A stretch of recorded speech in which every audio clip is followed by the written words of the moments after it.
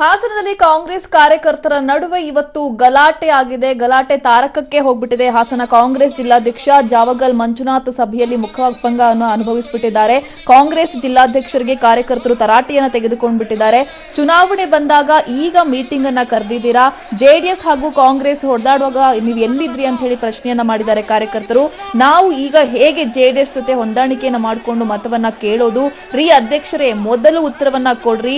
ಕಾಂಗ್ರೆಸ್ ಜಿಲ್ಲಾ ಉಸ್ತುವಾರಿ ಇಷ್ಟು ದಿನ ಎಲ್ಲಿ ಇದ್ರು ಅಂತ ಹೇಳಿ ಆಕ್ರೋಶವನ್ನ ಕೂಡ ವ್ಯಕ್ತಪಡಿಸಿದ್ರು. ನಾವು ಯಾವುದೇ ಕಾರಣಕ್ಕೂ ಹೊಂದಾಣಿಕೆ ಮಾಡಿಕೊಳ್ಳೋದಕ್ಕೆ ಸಾಧ್ಯವಿಲ್ಲ. ಕಾಂಗ್ರೆಸ್ ನಾಯಕರ ವಿರುದ್ಧ ಕಾರ್ಯಕರ್ತರ ಸಭೆಯಲ್ಲಿ ಆಕ್ರೋಶವನ್ನ ವ್ಯಕ್ತಪಡಿಸಿದ್ದಾರೆ. ಹಾಸನ ಜಿಲ್ಲೆ ಸಕಲೇಶಪುರದ ಖಾಸಗಿ ಕಲ್ಯಾಣ ಮಂಟಪದಲ್ಲಿ ಈ ಘಟನೆ ನಡೆದಿದೆ.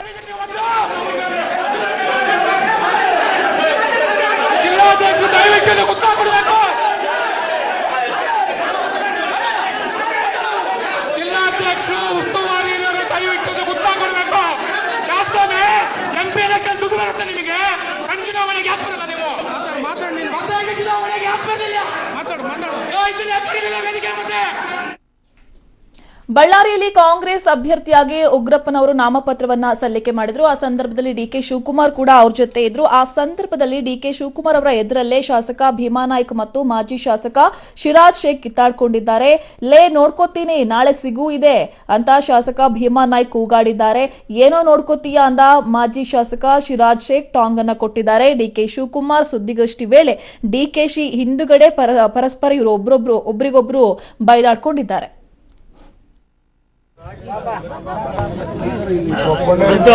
ಗಾಡಿ ಏರಿಸ್ಬಿಟ್ರಿ ನೀವು. ಆಯ್ತಾಯ್ತಾಯ್ತು.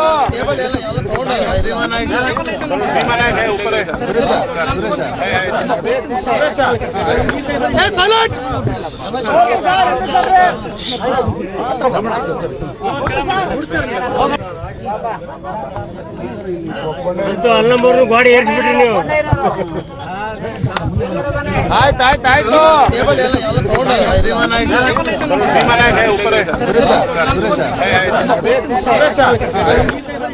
ನಾವೆಲ್ಲ ಈ ಚುನಾವಣೆಯನ್ನು ನಾವು ನಡೆಸ್ತಾ ಇದ್ದೇವೆ.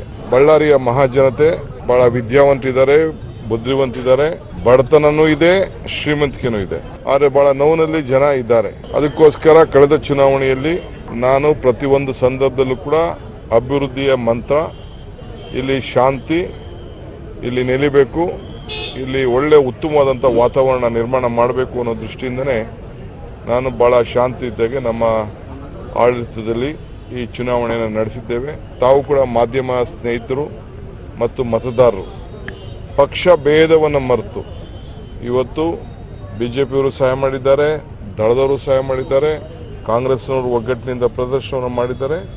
ಈ ಎಲೆಕ್ಷನ್ ನಾವು ಅತಿ ಹೆಚ್ಚು ಮತವನ್ನು ಕೊಟ್ಟಿದ್ದಾರೆ. ಜೆಡಿಎಸ್ ಸ್ಟಾರ್ ಪ್ರಚಾರಕರ ಲಿಸ್ಟ್ ಇವತ್ತು ಬಿಡುಗಡೆಯಾಗಿದೆ. ಅದರಲ್ಲಿ ಹೆಚ್ಚಿನದಾಗಿ ಅವರ ಫ್ಯಾಮಿಲಿಗೆ ಆದ್ಯತೆಯನ್ನು ಕೊಡಲಾಗಿದೆ. ದೇವೇಗೌಡರ ಫ್ಯಾಮಿಲಿಯ 10 ಮಂದಿ ಜೆಡಿಎಸ್ ಸ್ಟಾರ್ ಪ್ರಚಾರಕರಾಗಿದ್ದಾರೆ. ತಾತ, ಅಪ್ಪ, ಮಕ್ಕಳು, ಸೊಸೆಯರು, ಮೊಮ್ಮಕ್ಕಳು, ಬೀಗರೆಲ್ಲರೂ ಕೂಡ ಸ್ಟಾರ್ ಪ್ರಚಾರಕರಾಗಿಬಿಟ್ಟಿದ್ದಾರೆ. ಸೊಸೆಯರಾದ ಭವಾನಿ ರೇವಣ್ಣ, ಅನಿತಾ ಕುಮಾರಸ್ವಾಮಿ ಕೂಡ ಸ್ಟಾರ್ ಪ್ರಚಾರಕರಾಗಿದ್ದಾರೆ. ಗೌಡರ ಫ್ಯಾಮಿಲಿ ಪ್ರಚಾರಕರು ಯಾರು ಅಂತ ನೋಡ್ತಾ ಹೋದ್ರೆ ದೇವೇಗೌಡರು, Kumaraswamy, H D. Revanna, Anitha Kumaraswamy, Bhavani Revanna, Prajwal Revanna, Nikhil Kumaraswamy, doctor Suraj Revanna, DC Thammanna, professor Rangappa ಇವರು ಈ ಬಾರಿ ಸ್ಟಾರ್ ಪ್ರಚಾರಕರಾಗಿದ್ದಾರೆ.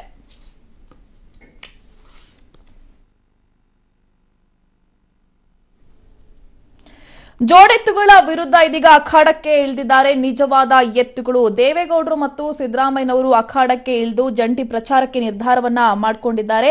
ದರ್ಶನ್, ಯಶ್ ಜೋಡೆತ್ತುಗಳನ್ನ ಬೆದರಿಸೋದಕ್ಕೆ ತಂತ್ರವನ್ನ ಮಾಡಿದ್ದಾರೆ. ಏಪ್ರಿಲ್ 12ಕ್ಕೆ ನಿಖಿಲ್ ಸ್ಪರ್ಧಿಸಿರೋ ಮಂಡ್ಯದಲ್ಲಿ ಚುನಾವಣಾ ಪ್ರಚಾರ ಆಗುತ್ತೆ.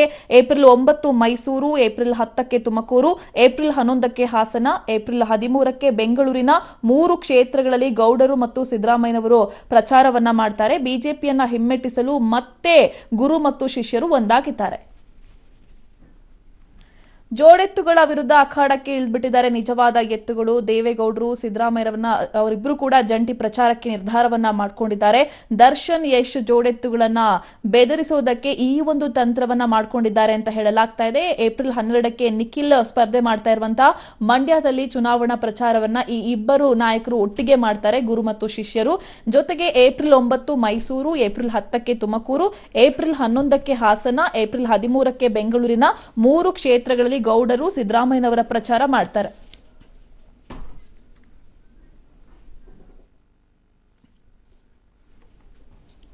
ಬಿಜೆಪಿಯಲ್ಲಿ ಈಶ್ವರಪ್ಪ ಡಮ್ಮಿ ಪೀಸ್, ಹೀಗಂತ ಗಂಗಾವತಿಯಲ್ಲಿ ಕೈ ಶಾಸಕ ರಾಘವೇಂದ್ರ ಹಿಟ್ನಾಳ ವಾಗ್ದಾಳಿಯನ್ನ ಮಾಡಿದ್ದಾರೆ.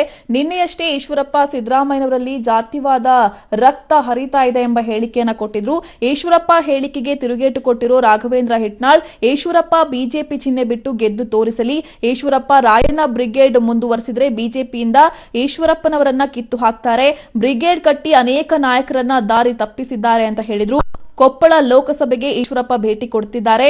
ಇನ್ನೊಂದು 4 ಸಾರಿ ಬರಲಿ, ಬಿಜೆಪಿ ಅಭ್ಯರ್ಥಿಯನ್ನ ಗೆಲ್ಲಿಸಿಕೊಂಡು ಬರಲಿ ಅಂತ ಕಾಲೆಳೆದ್ರು.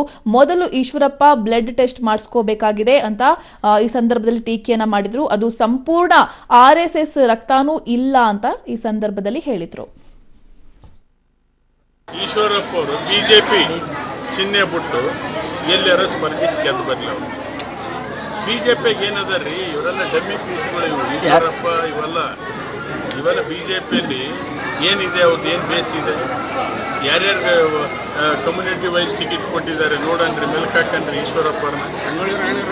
ಸುಮ್ಮನೆ ಈಗ ರಾಯಣ್ಣ ಬ್ರಿಗೇಡ್ ಮಾಡಿದ್ರು, ಅದನ್ನ ಯಾಕಪ್ಪ ಮುಂದುವರಿಸಲಿಲ್ಲ ಈಶ್ವರಪ್ಪನವರು?